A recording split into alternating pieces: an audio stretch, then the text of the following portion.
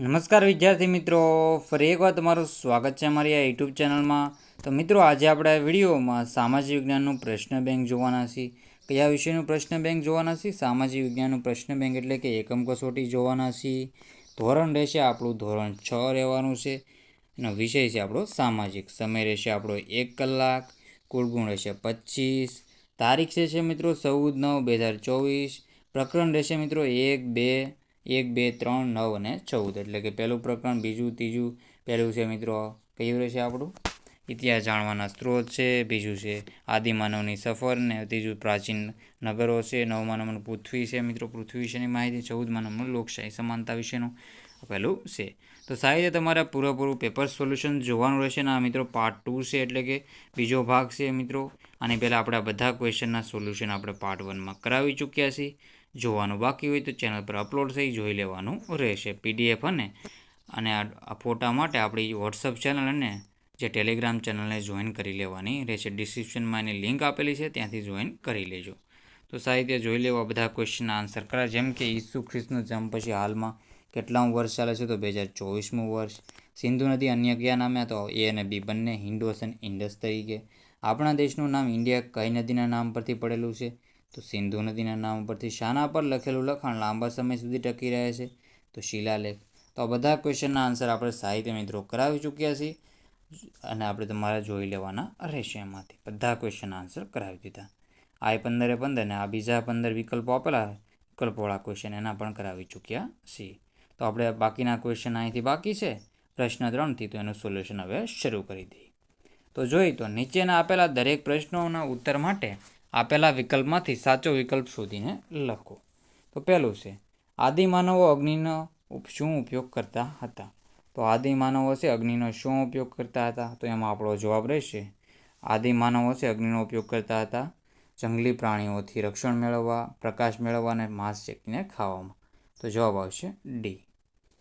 પછી છે બીજા નંબરનો ભીમબેટકાની ગુફાઓ કયા રાજ્યમાં આવેલી છે? તો ભીમબેટકાની ગુફાઓ મધ્યપ્રદેશમાં આવેલી છે. પછી છે ત્રીજા નંબરનું મેહરગઢ માટે નીચેના પૈકી કયું વિધાન સાચું નથી? તો મેહરગઢ માટે નીચેના પૈકી કયું વિધાન સાચું નથી? તો એમાં આપણો જવાબ આવશે મેહરગઢ છે હાલ છે એ ગુજરાત રાજ્યમાં આવેલું છે. આ વિધાન ખોટું છે. બાકીના બધા સાચા છે. તો સાહિત્ય પોઝ કરીને મિત્રોને જોઈ લેવું. ચેનલમાં ન હોય તો ચેનલને સબસ્ક્રાઈબ કરી દેજો. આગળના ક્વેશ્ચન છે કઈ સભ્યતાને સિંધુ ખીણની સભ્યતા તરીકે ઓળખવામાં આવે છે? તો કઈ સભ્યતાને સિંધુ ખીણની સભ્યતા તરીકે ઓળખવામાં આવે છે? તો જવાબ રહેશે હડપ્પીયન સભ્યતાને. આદિમાનવ કેવું જીવન જીવતા હતા? તો આદિમાનવ છે કેવું જીવન જીવતા હતા? તો એ ભટકતું જીવન જીવતા હતા. છઠ્ઠા નંબરનો ક્વેશ્ચન છે સિંધુ ખીણ સભ્યતાના અવશેષો સૌપ્રથમ કયા સ્થળેથી મળી આવ્યા હતા? તો સિંધુ ખીણ સભ્યતાના સૌપ્રથમ અવશેષો છે એ હડપ્પા નામના નગરેથી મળી આવ્યા હતા. સાતમા નંબરનો ક્વેશ્ચન છે ભોગાવો નદીના કિનારે કયું હડપ્પીય સભ્યતાનું નગર મળી આવેલું છે? તેમાં આપણો જવાબ રહેશે ભોગાવો નદીના કિનારે કયું છે? જવાબ આવશે લોથલ આવશે. વસ્ત્ર પરિધાન કરેલા પથ્થરની મૂર્તિ કયા હડપ્પીય નગરની વિશેષતા ગણાય છે? તો એ મોહેંજો-દડો નગરની વિશેષતા. જે ચિત્ર આપેલું છે જે પંડિત ગમે છે એનો જવાબ આન્સર રહેશે મોહેંજો-દડો.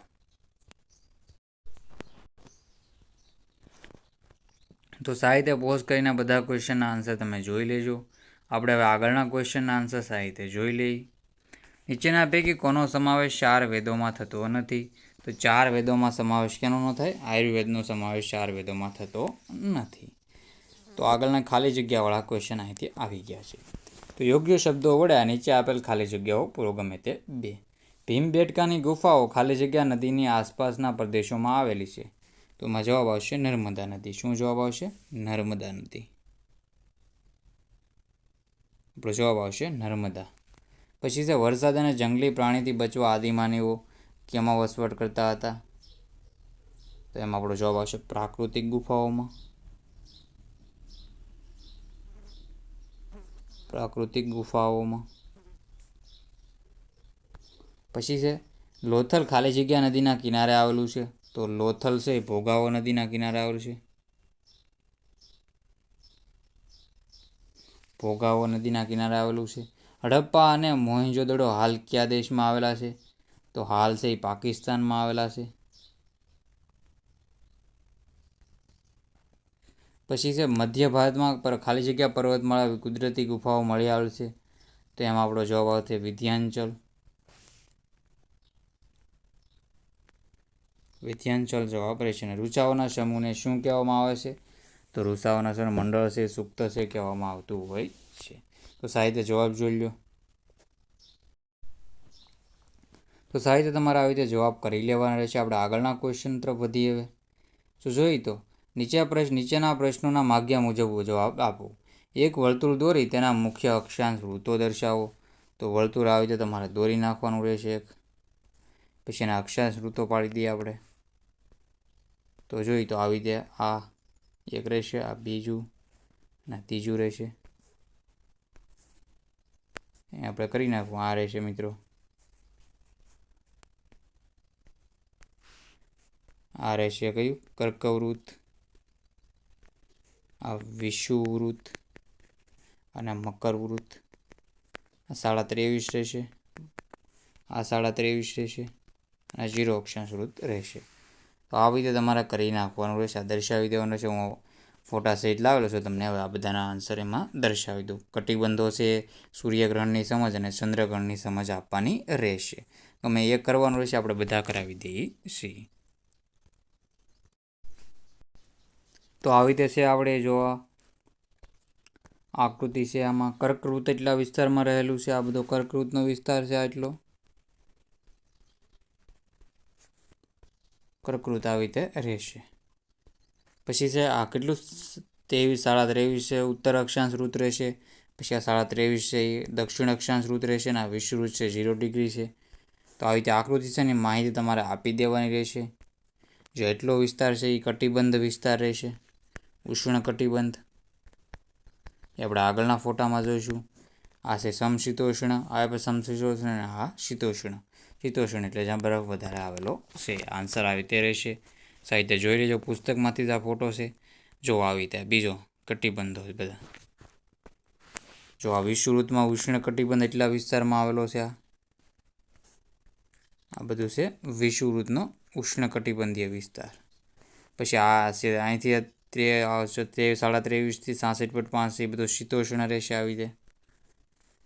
અને ઉત્તરનો છે એ 66.5 થી 90 ઉત્તર અક્ષાંશ ઋતુ છે શીત કટિબંધ, આર્કટિક અને એન્ટાર્કટિક. તો સાહિત્ય આવી રીતે જોઈ લેવું. આગળનું છે આ સૂર્યગ્રહણ અને આ સૂર્યગ્રહણ વિશેની માહિતી છે. તો આ સૂર્ય છે અહીંયા આપણે. તો સૂર્ય, આ ચંદ્ર રહેશે અને આ રહેશે પૃથ્વી. તો સૂર્યગ્રહણ, તો સૂર્યને ગ્રહણ ચંદ્ર લગાવે ત્યારે એને સૂર્યગ્રહણ કહેવાય. જે વસ્તુ ઉપર ગ્રહણ લાગે એને નામ આપી દેવાનું રહેશે. ચંદ્રગ્રહણ દેખાતો હોય ત્યારે. તો આપણે ચંદ્રગ્રહણમાં એવું રહેશે કે ચંદ્ર ઉપર આપણે ગ્રહણ લગાડી દઈએ એટલે કે ચંદ્રગ્રહણ. તો પૃથ્વી, સૂર્ય અને ચંદ્ર વચ્ચે આવી જાય છે. તો સાહિત્ય આવી રીતે તમારે જોઈ લેવાનું રહેશે. આપણે આગળના ક્વેશ્ચન હવે કરાવી દઈએ.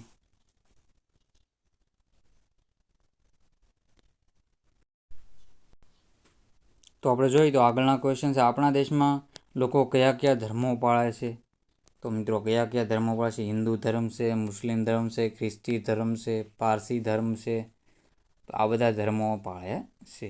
ભારતમાં બોલાતી કોઈ પણ મુખ્ય 4 ભાષાઓમાં નામ લખો. તો ગુજરાતી છે, આપણી ગુજરાતી તો રાખવાની જ તે. પછી મરાઠી કહી શકો, પછી હિન્દી કહી શકો, સંસ્કૃત છે, થોડા વિસ્તારોમાં અસમી. કે બંધારણમાં કુલ 22 ભાષાઓમાંથી તમે લખી શકો બધી ભાષાઓ. તમિલ છે, તેલુગુ છે, કન્નડ છે, મલયાલમ છે, બધી ભાષા તમે લખી શકો. પછી બંગાળી છે, ભોજપુરી છે, બધી ભાષામાં આવી જશે. અંગ્રેજી પણ બોલાય છે. ભારતમાં ઉજવાતા મુખ્ય તહેવારો કયા કયા છે? તો એમાં આપણે દિવાળી કહી શકીએ, હોળી છે, ધૂળેટી છે, મકર સંક્રાંતિ છે, પછી ગણગોર આપણે કહી શકાય તહેવારમાં, નવરાત્રિ આપણો ગુજરાતનો કહેવાય તહેવાર. તો આવી રીતે બધું કહી શકો છો તમે. મુખ્ય તહેવારોમાં આવી જાય છે. પંજાબનું કયું નૃત્ય? તો ભાંગડા નૃત્ય પ્રખ્યાત છે. ભારતમાં કયો ધર્મ પાલન પ્રથા સૌથી વધુ છે? હિન્દુ ધર્મ. પર્યુષણ તહેવાર કયા ધર્મ? પર્યુષણ જૈન ધર્મ સાથે. તો જૈન ધર્મ ઉપર આપણે તમે કહી શકો, જૈન છે. બૌદ્ધ ધર્મ ઉપર કહી શકો. જોસેફ ખ્રિસ્તી ધર્મ પાળે તે પ્રાર્થના કરવા માટે કયા સ્થળે જાય છે? તો ખ્રિસ્તીઓ છે ચર્ચમાં જશે. શીફા મુસ્લિમ ધર્મવાળા તહેવારો કયા કયા છે? તો ઈદ મિલાદ છે, પછી બીજું છે શું છે? ઈદ છે. મુસલમાનના તહેવાર તમારે લખી નાખવાના રહેશે. પછી છે રાસ ગરબા માટે ભારતનું કયું સ્થળ રાજ્ય જાણીતું છે? પછી છે કથક છે. કથક ઉત્તર ભારતનું ઉત્તર પ્રદેશ. શિવરાત્રિનો મહોત્સવ કયા ધર્મ સાથે છે? તો શિવરાત્રિ આપણે હિન્દુનો કહી શકીએ મિત્રો. પતેતી તહેવાર છે કયા ધર્મ સાથે? તો પતેતી તમારે જણાવવાનું રહેશે. મલયાલમ છે કયા રાજ્યની બોલાતી ભાષા છે? કેરળ રાજ્યની. અને શીખ ધર્મની સ્થાપના કોણે કરી હતી? ગુરુ નાનક દ્વારા. કર્ણાટક રાજ્યના કઈ ભાષા બોલાય છે? તો કર્ણાટક રાજ્યમાં આપણે જોઈએ તો કયા કર્ણાટક રાજ્યમાં કઈ ભાષા બોલાય છે? કન્નડ ભાષા બોલાય છે. કોંકણી ભાષા પણ કેરળ બાજુ ગોવા બાજુ બોલાય છે. સાહિત્ય મિત્રો આવી રીતે તમારે પેપર સોલ્યુશન કરી લેવાનું છે. ચેનલમાં નવા હોય તો ચેનલને સબસ્ક્રાઈબ કરવાનું ભૂલતા નહીં. તો મિત્રો વિડીયોનો એન્ડ કરીએ છીએ. જય હિન્દ, જય ભારત.